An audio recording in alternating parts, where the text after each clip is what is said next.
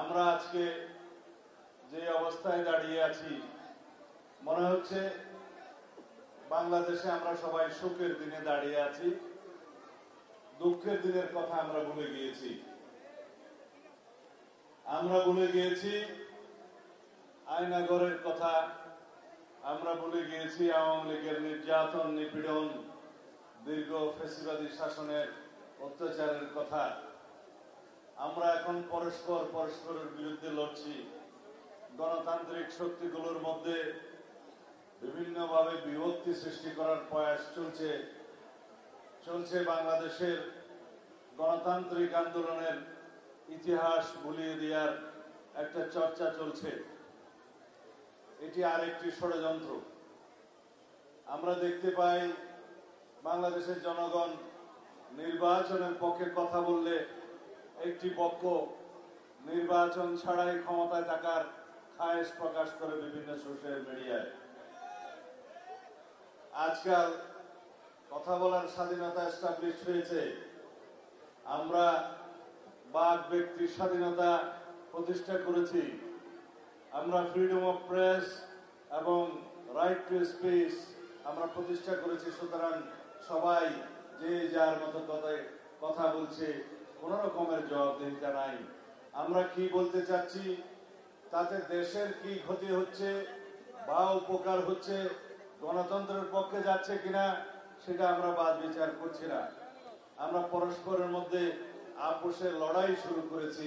এটা কোনোভাবেই ভালো লক্ষণ নয়। আমরা যখন সংস্কারের কথা বলছি, যখন বিচারের কথা বলছি, অনেকেই বলছে আমরা সংস্কার চাই না, আমরা বিচার বিলম্বিত করতে চাই, আমরা শুধু নির্বাচন করছি। এই কথাগুলো কারা বলছে? যারা নির্বাচনে আসলে যাদের জামানত না থাকার কথা তারা বলছে। এই কথাগুলো যারা বলছে তারা অনুপাত ভিত্তিক আনুপাতিক হার নির্বাচনের কথা যারা বলছে তারাই এই সমস্ত বয়ান দিচ্ছে। তারা আন্দাজে বয়ান দিচ্ছে, বলছে বাংলাদেশের মানুষ আনুপাতিক নির্বাচন চায়। আনুপাতিক নির্বাচন কি জিনিস আপনারা কেউ জানেন? আপনারা অনুপাত অনুসারে কোনোদিন ভোট দিয়েছেন? অনুপাতের নির্বাচন পৃথিবীর বিভিন্ন দেশে, কয়েকটি দেশে আছে, কোথাও পরীক্ষামূলক ভাবে আছে। সেই অনুপাত হলো 100টা দল যদি দাঁড়ায় 1, 2, 3, 4 করে 100 নম্বর পর্যন্ত দিতে হবে। আপনি কাকে আগে চান, কাকে 2 চান, কাকে 3 চান। মাশাআল্লাহ, আমাদের দেশে এখন রেজিস্ট্রেশন যা হচ্ছে পলিটিক্যাল পার্টির বোধহয় 100 আমাদের এখানে ছাড়িয়ে যেতে পারে। এখন 50 ছাড়িয়ে গেছে। গণতন্ত্র বলে কথা। এতগুলো রাজনৈতিক দল সবাই এখন রেজিস্ট্রেশন পাওয়ার জন্য মরিয়া হয়ে উঠেছে। 100 কতটা যেন দরখাস্ত দিয়েছে।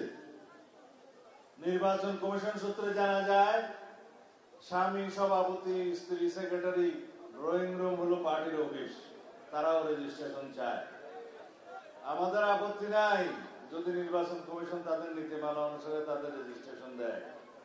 কিন্তু একটি দল, নতুন দল, ছাত্রদের দল, যাদের আমরা সফলতা কামনা করি, উজ্জ্বল ভবিষ্যৎ কামনা করি, রাজনৈতিক অভিজ্ঞতা অর্জনের জন্য আমরা পরামর্শ দিচ্ছি, তারা দাবি করছে মৌলিক সংস্কার না হলে, বিচার না হলে তারা নির্বাচন করবে না।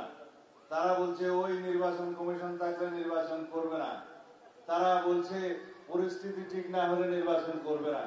তাই বাবারা, নির্বাচন করার জন্য আমাদের কি কি করতে হবে পরামর্শ দিলেই হয়। শুধু করবা না বললে কি হবে? কিভাবে করবে বললে আমরা না হয় পরামর্শ দেব। প্রথম থেকে তাদের ধারণা হয়েছে 5ই আগস্টের ছাত্র গণ অভ্যুত্থানের মালিক তারা। বাবারা, এই আইডিয়া তো শেখ মুজিবের আইডিয়া। শেখ হাসিনা বলতো মুক্তিযুদ্ধের চেতনার পুরোটাই ওরা হচ্ছে কন্ট্রাক্টর। মুক্তিযুদ্ধের চেতনা বিক্রি করতে করতে করতে আওয়ামী লীগ শেষ পর্যন্ত মুক্তিযুদ্ধের মতো করেই তাদেরকে বাংলার মানুষ বাইরে করে দিচ্ছে। এই চেতনা বিক্রি করবেন না। বাংলাদেশের সমস্ত মানুষ গত জুলাই আগস্টের গণ অভ্যুত্থানে অংশগ্রহণ করেছে। সমস্ত রাজনৈতিক দলের নেতা কর্মীরা রক্ত দিয়েছে। শুধু জাতীয়তাবাদী দলের নেতা কর্মীরা, ছাত্র দল, যুব দলের কর্মীরা 422 জন ক্ষেত্র মতে 700-র অধিক বিএনপির যারা রাজনীতি করে তারা শহীদ হয়েছে। যারা শহীদ হয়েছে তাদের তালিকা আমরা এখনো পূর্ণাঙ্গভাবে করতে পারি নাই। 2000-এরও বেশি শহীদ হয়েছে বলে বিভিন্ন পত্র পত্রিকার হিসাব করে আমরা দেখেছি। তাদের প্রকৃত তালিকা এখনো এই সরকার করতে পারে নাই। জাতিসংঘ মানবাধিকার কমিশন ফ্যাক্ট ফাইন্ডিং কমিটি যে রিপোর্ট দিয়েছে সেই রিপোর্ট অনুসারে তারা বলেছে 1400-র মতো শহীদ হয়েছে। তাদের মধ্যে শতকরা 13% নারী ও শিশু। তাদের মধ্যে যারা নিহত হয়েছে শহীদ হয়েছে তারা শতকরা 66টি বুলেট খেয়েছে, যেগুলো মারণাস্ত্রের বুলেট, যেগুলো সামরিক বাহিনীর অস্ত্রে ব্যবহৃত হয়। তারা বলেছে 2000-এরও বেশি আহত পঙ্গু হয়েছে, চিরতরে পঙ্গু হয়েছে। আমরা হিসাব জানি না, 5 শতাধিকেরও বেশি মানুষ 2 চোখে অন্ধ হয়েছে, 1 চোখের অন্ধ শত শত, তাদের এখনো হিসাব করতে পারে নাই কেউ। এই যখন অবস্থা, আমরা এখন পরস্পরের বিবাদে লেগে আছি, নির্বাচন করবে করবে না, করবে করবে না, এই বাহাসে আছি।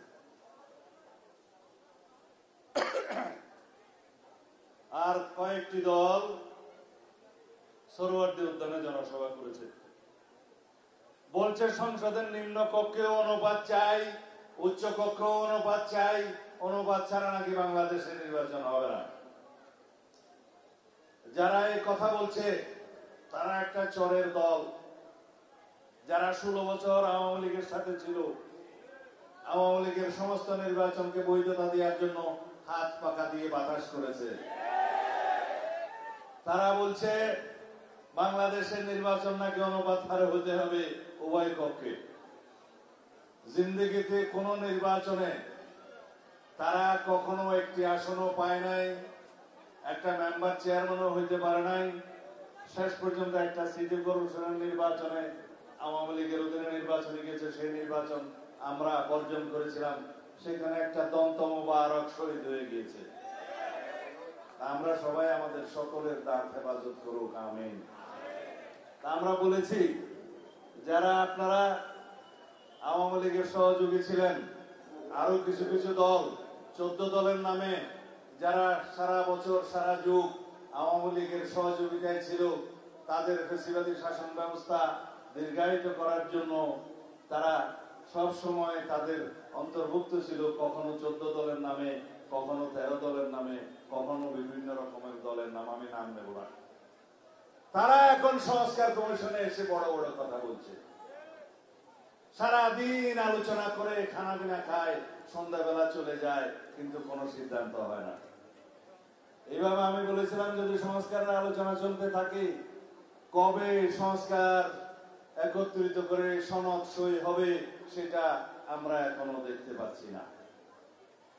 আমরা এই সবচাইতে বড় প্রবক্তা এই সংস্কারের। আমরা একত্রিত প্রণয়ন করেছি। এই সরকার দায়িত্ব নেওয়ারও আরো 1-1.5 বছর আগে আমাদের নেতা জনাব তারেক রহমান জনসভার মধ্য দিয়ে সেই 31 দফা জাতির সামনে উপস্থাপন করেছেন। সেই 31 দফার বাইরে এমন কোন প্রস্তাব নাই, এখন নতুন ভাবে আলাপ হচ্ছে। তবে আমরা এই সংস্কার প্রস্তাবগুলোর একদম বিস্তারিত পরিকল্পনা প্রণয়নের কাজে আছি। এক একটি দফার অধীনে বিশাল বিশাল পরিকল্পনা আমরা এখন প্রয়োগ করছি। স্বাস্থ্য খাত, শিক্ষা খাত, আদালতের বিষয়, বিভিন্ন দারিদ্র বিমোচনের বিষয় এবং বিভিন্ন ভাবে সুশাসন প্রতিষ্ঠার জন্য সরকারের দেশের বিভিন্ন সেক্টরে আমরা সেই পরিকল্পনা প্রণয়নের কাজে ব্যস্ত আছি। আমরা আমাদের সংস্কার পরিকল্পনা বাস্তবায়ন করব যদি জনগণ আমাদেরকে ম্যান্ডেট দেয়, রাষ্ট্র পরিচালনার সুযোগ দেয়, তাহলে আমরা সর্বক্ষেত্রে সংবিধান সহ সমস্ত ক্ষেত্রে গণতান্ত্রিক সংস্কারের মধ্য দিয়ে একটি শক্তিশালী বাংলাদেশ বিনির্মাণ করব। সেই হিসাবে সকল রাষ্ট্র কাঠামো, সাংবিধানিক কাঠামোর সমস্ত গণতান্ত্রিক সংস্কার হবে। আমরা বাংলাদেশের মানুষের সামনে অর্থনৈতিক মুক্তি আনয়নের জন্য সংস্কারের মধ্য দিয়ে একটি নতুন বাংলাদেশ উপহার দেব। সেই বাংলাদেশের জন্য আমরা কাজ করছি। আমরা বলেছি সবার আগে বাংলাদেশ। আমাদের একমাত্র স্লোগান সবার আগে বাংলাদেশ, অন্য কোন দেশের তাবেদারি নয়। আমরা পার্শ্ববর্তী দেশের হুকুম দখলদারিত্ব দেখেছি এই দেশে। আমি নাম নিচ্ছি না, বাংলাদেশের পুরো সীমানা করদ রাজ্যে পরিণত হয়েছিল আমরা দেখেছি। বাংলাদেশের সমস্ত রাষ্ট্রীয় কাঠামো সমস্ত কার্যক্রম সরকার পরিচালনা করত দিল্লি থেকে, আমরা দেখেছি। সেই দিন যেন আমাদের আর না দেখতে হয়। এইগুলো যদি আমরা বলে নির্বাচনের কথা বললে আমরা নাকি আরেক দেশের চর হয়ে গেলাম, গোয়েন্দা হয়ে গেলাম, কি কি জেনারেল হয়ে গেলাম। কারা বলছে?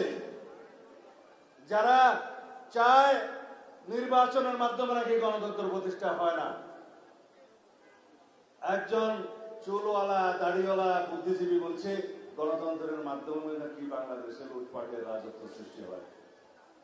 তো যদি গণতন্ত্রের মাধ্যমে, ভোটের মাধ্যমে গণতন্ত্র প্রতিষ্ঠা না হয়, পৃথিবীতে আর কোন গণতান্ত্রিক ব্যবস্থা আছে কিনা আমাদের তো জানা নাই। দয়া করে যদি বলেন।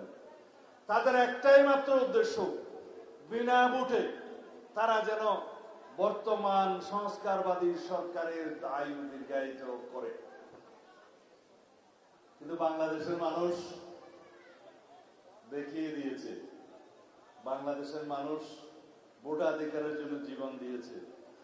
বাংলাদেশের অগণিত ছাত্র জনতা, কৃষক, শ্রমিক, মেহনতি জনতা ছাত্রগণ অভ্যুত্থানে অংশ নিয়েছে।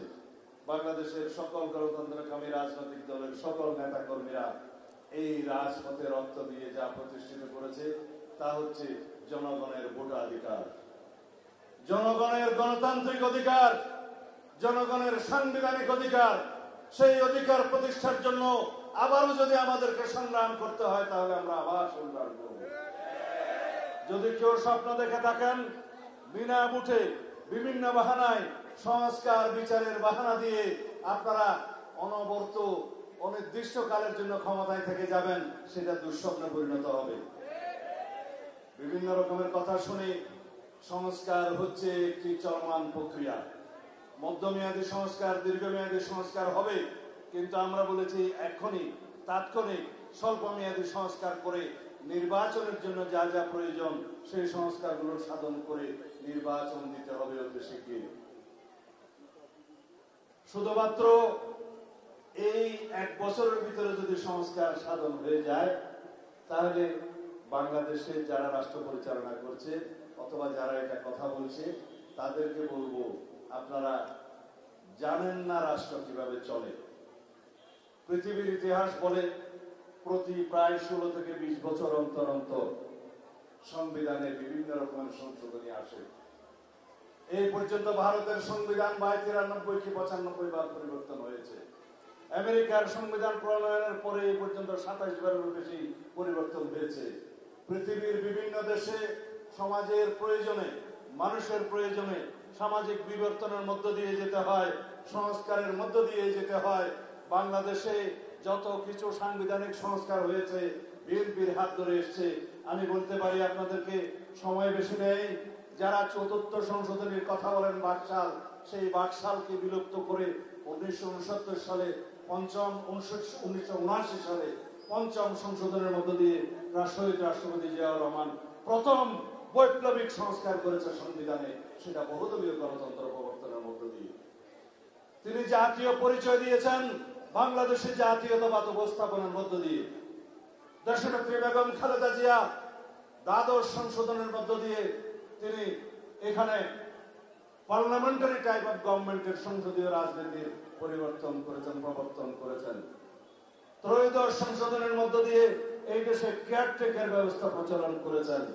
এইভাবে অবিরাম রাষ্ট্রীয়, সাংবিধানিক, গণতান্ত্রিক এবং উন্নয়নের প্রগতির জন্য যত রকমের সংস্কার সাধন হয়েছে আমাদের বিএনপির, বাংলাদেশ জাতীয়তাবাদী দলের হাত ধরে হয়েছে, শহীদ রাষ্ট্রপতি জিয়াউর রহমানের হাত ধরে হয়েছে, দেশনেত্রী বেগম খালেদা জিয়ার হাত ধরে হয়েছে।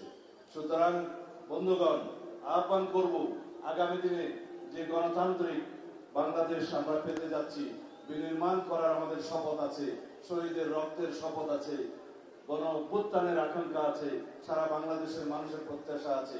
সেই বাংলাদেশে ইনশাআল্লাহ নেতৃত্ব দিবেন জনাব তারেক রহমান, আমাদের সকলের নেতা, বাংলাদেশের নেতা, বাংলাদেশের গণতন্ত্রের রক্ষা কবচ, এদেশের স্বাধীনতার সার্বভৌমত্বের পাহারাদার হিসেবে বাংলাদেশের নেতৃত্ব দিয়ে সংস্কারের মধ্য দিয়ে বাংলাদেশকে এমন একটি উন্নত, সমৃদ্ধ, গণতান্ত্রিক রাষ্ট্রে পরিণত করবেন। সেই রাষ্ট্র গড়ার জন্য আমরা সকলেই ঐক্যবদ্ধ থাকতে হবে। ঐক্যই আমাদের শক্তি, যে ঐক্য গড়ে উঠেছে ফ্যাসিবাদ বিরোধী জাতীয় ঐক্য, সেই ঐক্যকে আমরা সমুন্নত রাখবো, সেই ঐক্যকে আমরা শক্তিতে পরিণত করি এবং সেই ঐক্যকে সামনে রেখে আমরা নতুন বাংলাদেশ, সমৃদ্ধ বাংলাদেশ, আমাদের সবার আগে বাংলাদেশ নীতি বাস্তবায়ন করবো ইনশাআল্লাহ।